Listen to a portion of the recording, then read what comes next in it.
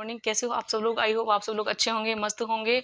और मैं आशा करती हूँ कि आप सभी लोग अपने कार्य में आपने निरंतरता बना रखी होगी और आप सभी लोग अपने कार्य को बिल्कुल मतलब सोच समझ के उस पर मतलब अमल कर रहे होंगे या अपने कार्य पे ध्यान दे रहे हो।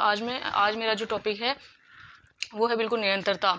तो मैं यहाँ से आपको कहना चाहूँगी फ्रेंड्स कि यदि हमने किसी काम को करने का या मतलब किसी काम को करने का हमने मन बना लिया है तो फिर है ना, हमें उसको पूरा करने में ना बिल्कुल झिझक महसूस नहीं करनी चाहिए।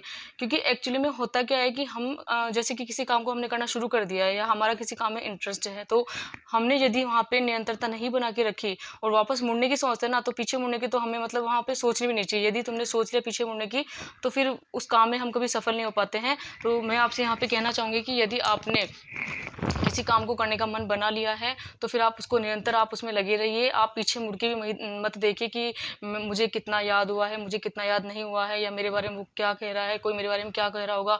और मैं सच बता रही हूँ, आप है ना, ये जो फालतू लोग होते हैं ना, इनके बारे में बिल्कुल सोचना बंद कीजिए।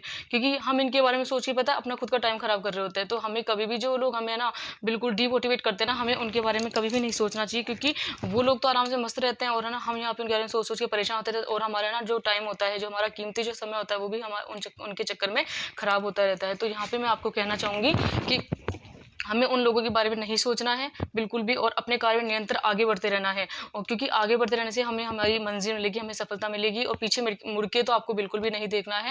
और फ्रेंड्स, आपको सच बताऊँ ना, तो इस ज़िंदगी में हमें इस तरह के पड़ाव देखने को मिलेंगे। हमें ना इतना संघर्ष झेलना पड़ेगा जिसकी हम कभी कल्पना भी नहीं कर सकते हैं। तो हमें बिल्कुल भी संघर्ष से घबराना नहीं है और बिल्कुल निरंतर अपने कार्य को बनाए रखना है, अपनी निरंतरता को बनाए रखना है। किसी भी परिस्थिति में हमें अपनी जो कंटिन्यूटी है या फिर है ना जो निरंतरता है, उसको हमें तोड़ना नहीं है, या फिर हमें बिल्कुल भी उसमें ब्रेक नहीं देना है। क्योंकि यदि आप डेली मेरा मतलब ये कहना है कि यदि आप डेली 5 घंटे या 6 घंटे भी स्टडी करते हैं ना, तो मेरी तरफ से बहुत अच्छी बात है वो भी। क्योंकि मैं जानती हूँ कि जो घर गृहस्थी वाली जो कई फीमेल्स वगैरह होती है, मैं उनको कहना चाहूँगी कि हमें मतलब इतना टाइम पढ़ने का नहीं मिल पाता है, लेकिन फिर भी यदि हमने 5-6 घंटे बिल्कुल पूरी ईमानदारी के साथ में हमने पढ़ाई की ना, तो हमें सफल होने से कोई नहीं रोक सकता।